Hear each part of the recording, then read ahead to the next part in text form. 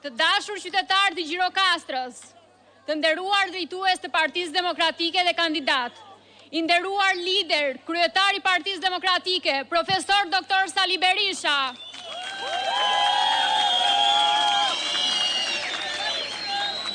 të rinj dhe të reja, jam Klejda Rabaj nga fshati Lazarat, dhe sot flas me krenari.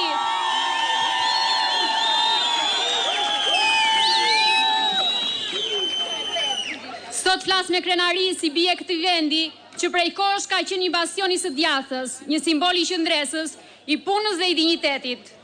Më duhet ta them hapur, Lazarati këto 12 vite është diskriminuar.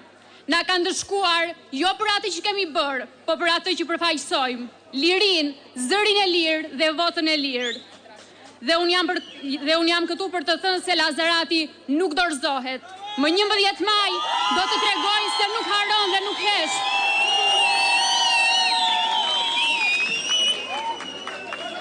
Tani dua të flas si pjesë e brezit të ri, si një vajzë e re që shikon për ditë se si të rinjtë e këtij qarku, të këtij qyteti, largohen, dhe jo nga dëshira, por nga nevoja.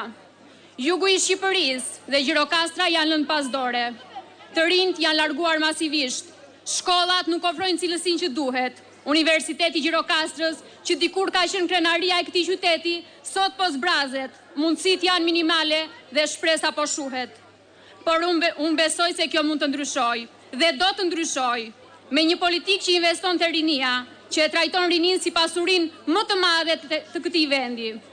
Më 11 maj nuk votojnë për një parti, votojnë për një drejtim të ri, për një politikë që nuk e haron Gjirokastrën dhe fshatrat e Gjirokastrës, për një qeveri që jep fund shpërfilljes, që sjell investime, arsim cilësor, vende pune dhe shpresë për ne të rinjt.